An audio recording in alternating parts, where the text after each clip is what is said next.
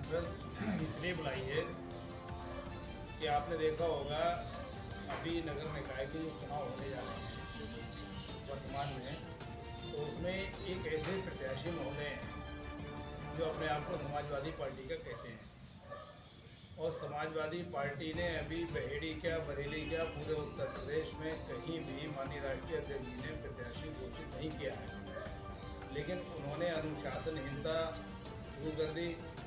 पहले भी विधानसभा के चुनाव में वो लगातार इस तरह की अनुशासनहीनता करते चले आ रहे थे कि लोगों को गुमराह करते थे, कहते थे कि मैं वहाँ जाके पैसा दे आया, मैंने सोने की साइकिल गिफ्ट कर दी, टिकट मेरा हो गया। लेकिन टिकट माननीय विधायक अताउर रहमान साहब का हुआ, यही कंडीशन उन्होंने अब शुरुआत कर दी।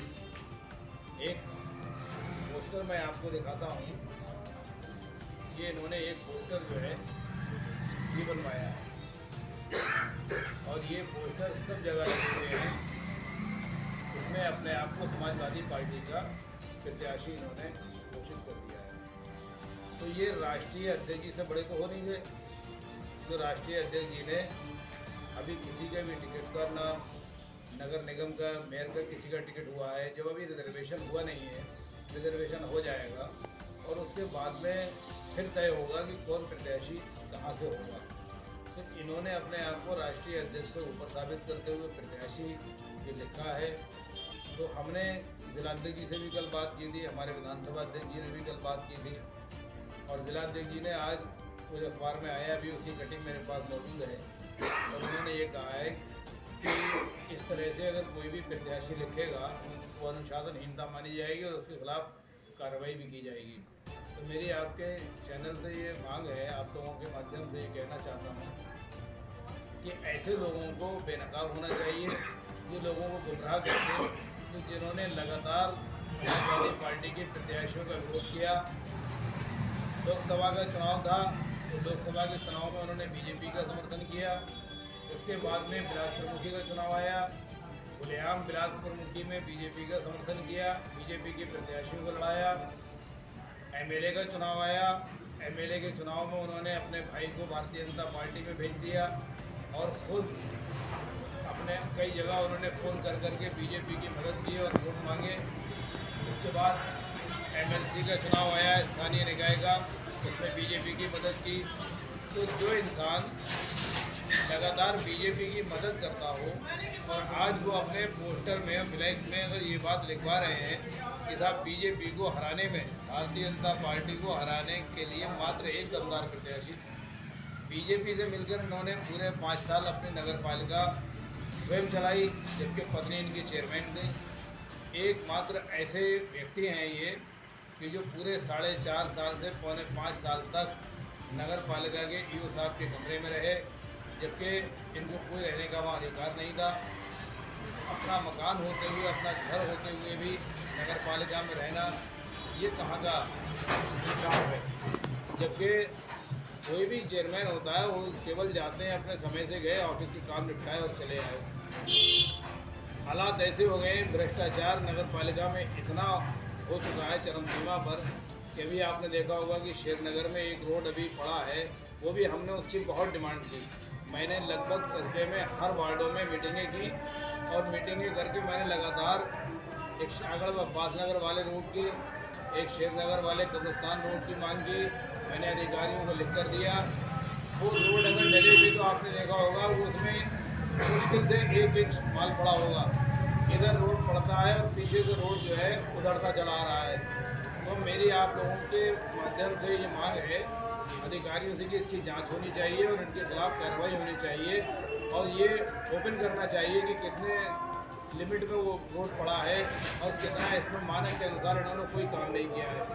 बहेड़ी के अंदर पूरे 5 साल बीत गए, यहाँ पर चलने लायक रोड नहीं है, नगर पालिका के अंदर पीने के लिए पानी नहीं है, लोग तरसते हैं।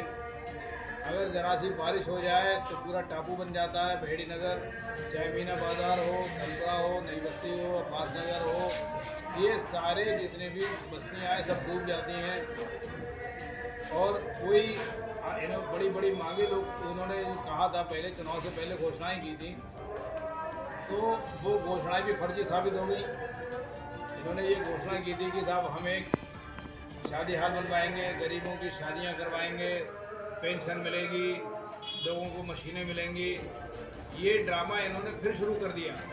पिछली बार गुमराह करके लेडीज़ को, महिलाओं को गुमराह करके 5,000 फार्म भरवाए गए थे और वो 5,000 फार्म में उन्होंने ये कहा था कि हम सबको यहाँ पर सिलाई मशीनें देंगे, विधवा पेंशन भी मिलेगी, बेरोजगारों को भत्ता भी मिलेगा, गरीब लड़कियों की शादियाँ भी कराई जाएंगी। एक भी बात पर अमल नहीं किया और इस बार भी उन्होंने यही ड्रामा शुरू कर दिया कि फार्म भरवाना शुरू कर दिए, ई श्रम कार्ड की फ़ोटोकॉपी लेना शुरू कर दी, उसकी बैंक की पासबुक की फ़ोटोकॉपी लेना शुरू कर दी, आधार कार्ड की फ़ोटोकॉपी लेना शुरू कर दी। जबकि आज तक कोई भी ई श्रम कार्ड में गवर्नमेंट की तरफ से कोई पैसा किसी के खाते में आज तक अभी तक नहीं आया है। और इन्होंने फिर ये गुमराह करना शुरू कर दिया है कि हम फार्म भरवा रहे हैं, 1,000 रुपये आपके खाते में आएंगे। अगर अच्छा काम किया होता तो आज ये नौबत नहीं आती। जनता समझ चुकी है इनके झूठ से कि अब ये झूठ चलने वाला नहीं है और इनको जनता ने मन बना लिया कि सबक सिखाने के लिए जनता तैयार है। रहा सवाल चेयरमैनी के प्रत्याशी का, मैं समाजवादी पार्टी का एक वफादार कार्यकर्ता हूं और शुरू से समाजवादी पार्टी में हूं। मैंने बहुत बड़े पदों पर भी रह चुका। मैं सबसे पहले समाजवादी पार्टी में नगर अध्यक्ष रहा, उसके बाद में विधानसभा अध्यक्ष रहा। जब मैं विधानसभा अध्यक्ष था तो माननीय ताऊर रहमान साहब बेडी से विधायक बने थे। उसके बाद मैं जिला उपाध्यक्ष बना, क्योंकि ज़िले का उपाध्यक्ष का बहुत बड़ा पद होता है, तो मैंने स्वयं जिला उपाध्यक्ष पद छोड़ दिया। तो पार्टी ने मुझे मेरी वफादारी और कर्मठता को देखते हुए मुझे ज़िले का सचिव बनाया। अभी मैं निवर्तमान में जिला सचिव हूँ, लेकिन पार्टी का जो भी आदेश होता है उस आदेश का पालन करते हैं। मैं भी 2 चुनाव चेयरमैनी के लड़ चुका हूँ और समाजवादी पार्टी से संभावित चेयरमैन का प्रत्याशी हूँ। और मुझे उम्मीद है कि मेरी वफादारी को देखते हुए, मेरी कार्यशैली को देखते हुए, मेरी कार्य क्षमता को देखते हुए, पार्टी संगठन में रहते हुए, लगातार संघर्ष करते हुए, तो पार्टी मुझे ही यहाँ से प्रत्याशी बनाएगी। और ऐसे लोगों को जो आज तक आपने देखा होगा, आप हमारे यहाँ कल भी एक माननीय मंत्री जी ने मीटिंग बुलाई थी गन्ना किसानों की समस्याओं को लेके, तो वहाँ पर समाजवादी पार्टी का जो अपने आप को प्रत्याशी घोषित कर रहे हैं उनका कहीं पता निशान नहीं था, ना ही कोई समाजवादी पार्टी के किसी कार्यक्रम में शामिल होते हैं। अगर समाजवादी पार्टी कोई कार्यक्रम करती है तो मंडी समिति के अंदर किसानों की समस्याओं को लेके आंदोलन चल रहा था, तो हमारे जिला उपाध्यक्ष चौधरी विजेंद्र सिंह जी हैं, उनके ऊपर इन्हीं चेयरमैन पति ने रिवाल्वर निकालने का काम किया, जिला सचिव के ऊपर तहसील में हमला करने का काम किया। हमारे ब्लॉक प्रमुखी के चुनाव में हमारे नगर अध्यक्ष, विधानसभा अध्यक्ष और जो हमारे ब्लॉक प्रमुख प्रत्याशी उनके परिवार के ऊपर झूठे मुकदमे लिखाने का काम किया।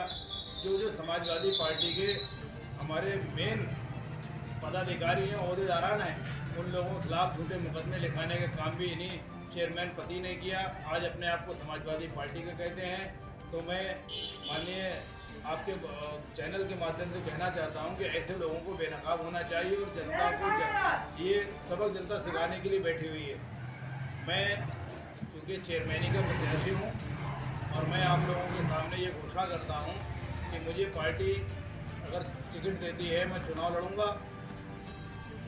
मुझे चेयरमैन जनता ने बनाया और मुझे समर्थन दिया, तो जो बहेड़ी की समस्याएं हैं, जन समस्याएं हैं, उन समस्याओं को प्राथमिकता के आधार पर मैं तुरंत उसको सॉल्व कराने का काम करूंगा। सबसे पहली समस्या जो होती है, यहाँ पर हमारे यहाँ जल भराव हो जाता है, ज़रा सी भी अगर बारिश होती है, उसकी निकासी के लिए जिन नालों में सफाई नहीं होती है उनका पैसा खा लिया जाता है। वो जल समस्या का भी समाधान होगा। पानी जो नहीं आता है उस पानी की व्यवस्था होगी। बहेड़ी में स्टेडियम कोई नहीं है, स्टेडियम बनेगा। मैंने घोषणा भी की है कि अगर यहाँ पर मुझे मौका मिला, जनता ने मौका दिया, तो यहाँ एम्बुलेंस की व्यवस्था की जाएगी नगर पालिका की तरफ से।